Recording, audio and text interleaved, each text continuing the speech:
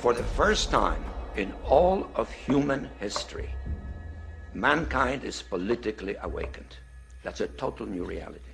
And most people know what is generally going on in the world, and are consciously aware of global iniquities, inequalities, lack of respect, exploitation. The combination of the two, a diversified global leadership, politically awakened masses, makes a much more difficult context.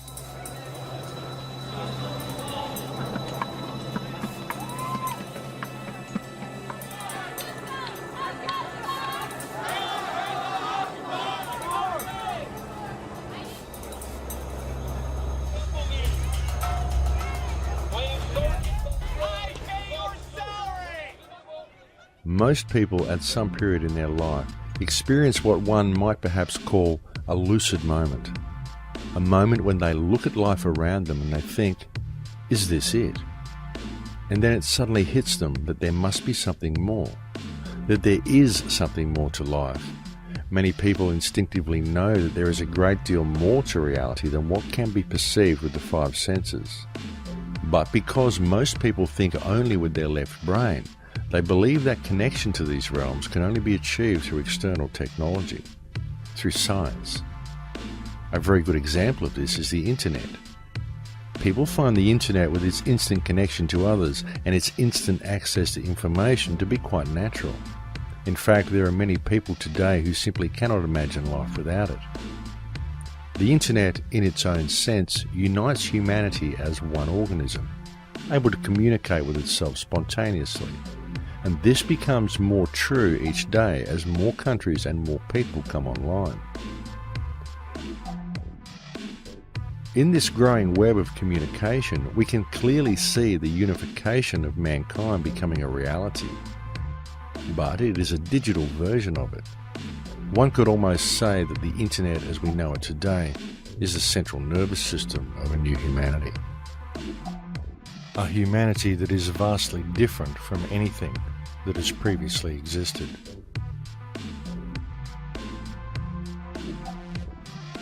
As much as it has in many ways been a huge boon to our lives, the internet has also had another, less noticeable and somewhat more disturbing effect upon people, in that among some sections of society it has created an environment of separation, most especially among the youth, as it has brought about a situation wherein many people feel far more comfortable in the virtual world provided for them by the internet than they do in the real world that exists around them. Due to this fact alone, the internet has been single-handedly responsible for a huge loss of skill. A loss of skill not only in areas of practical hands-on survival and life skills, but also in areas of social and interpersonal communication. And it is also interesting to note that people with such characteristics would indeed be those most likely to embrace the merger between man and machine. The internet, cell phones, all these other things that they've definitely enhanced our speed of communication, but they've also done something very important, and they've severed a very crucial tie between actually talking to people, looking into their eyes when you're talking to them, getting a feel for what they're actually feeling, and just in the simple fact that now everything is based upon language. We send language through the internet, we send language through the phone, language comes across through the television, and fortunately they're able to give a couple pictures and symbols and things like that, but other than that it's just based upon the language, and it's so disconnected from actual reality. Nobody ever stops and sits anymore and just sits inside an actual environment that is natural and just stops and listens to understand that that's reality. Because when we're talking, when we're jabbering, when we're watching something, when we're striving for something, when we're looking for this money, when we're looking for this car, when we're just going and going and going, that's nothing more than just a hamster on a wheel, just running and running and running, not really getting anywhere. And that's where the disconnect comes in. There's no nature in that anymore. We've completely divorced ourselves from nature. We are devoid of it now because all in all, it all comes back to this little tube that sits in the corner of our room and tells us what reality is. And we sit there and we digest it and digest it and digest it until eventually we realize that this is just another form of poison, and all the poison is doing is disconnecting us. Right in the comfort of our own homes, simply by pushing a button and turning a dial. Well, transhumanism is the next stage on from where we are now. I mean, we have what I call the body computer, this biological body computer.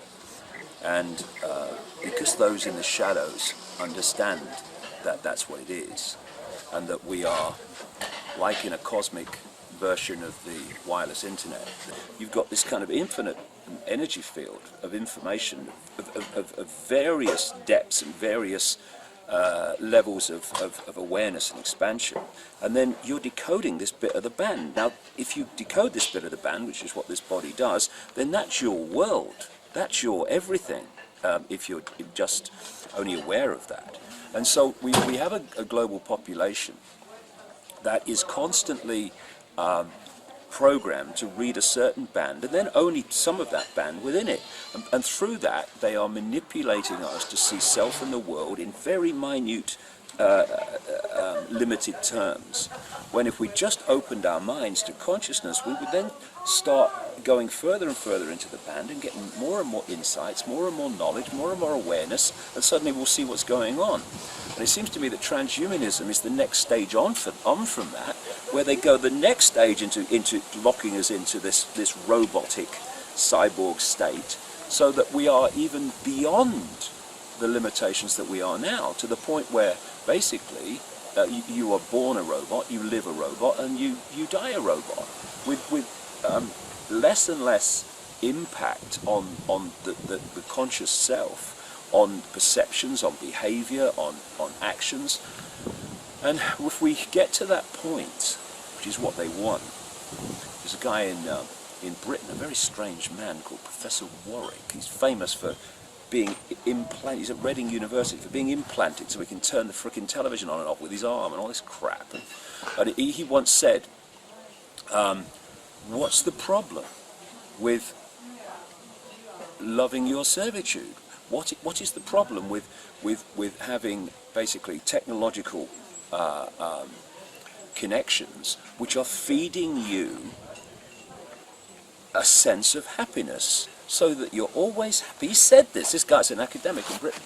And of course what he's talking about, Max, is Brave New World, Aldous Huxley, Love Your Servitude. The idea is to create this well, I almost said part human, very little part human, certainly almost nothing part consciousness, stroke technological being, which is nothing more than a servant of a system. And not only does it serve the system, it likes serving the system because it's being fed information telling it that it's happy to serve the system. I mean, it's beyond science fiction where these people want to go, but that's where they want to go. And the only answer to it is consciousness, is to break out before we get into this cyborg, part biological computer, part technological computer.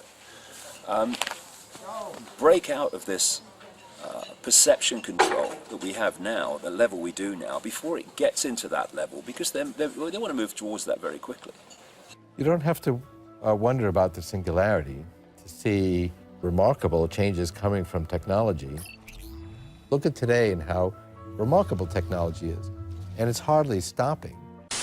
There's an unanswered question of how far can you go and still be human? Technology is surely a wonderful thing, but by the same token, there can be no denying that via the manipulation of what technologies are released to the public based on their ability to generate income, rather than on the true benefits they hold, then the more technology man acquires, the more disconnected from the earth he seems to become. And it must also be clearly understood that technology itself is not the problem. Technology has most certainly been of huge benefit to our society, and it is nothing to be scared of. However, it needs to be kept in balance and used as a service to mankind. But what actually is transhumanism? What does it really mean? The transhumanist dream is perhaps best summed up by Ray Kurzweil at the close of his film Transcendent Man. And as positive and beneficial as the idea is presented to the viewer as being, the underlying tone is of the gradual assimilation of all life upon the earth, and indeed the entire universe, into one huge nano-machine, whereby the universe will become intelligent, as if it wasn't already, and at which point man himself will have created the machine god transhumanists believe human consciousness will ultimately become. In the future, everything will become intelligent. Nanobots will infuse all the matter around us with information. Rocks, trees, everything will become these intelligent computers. So at that point, we're going to expand out into the rest of the universe. We will be sending basically nanotechnology infused with artificial intelligence. Swarms of those will go out into the universe and basically find other matter and energy that we can then harness to expand the overall intelligence of our human-machine civilization. So the universe will wake up. It'll become intelligent. And that will multiply our intelligence trillions of trillions fold. You know, we can't really fully contemplate. And that's really the main reason this is called the singularity. But regardless of what you call it, it will be the universe waking up. So does God exist? Well, I would say not yet. We are the Borg. Lower your shields and surrender your ships. We will add your biological and technological distinctiveness to our own. Your culture will adapt to service us. Resistance is futile.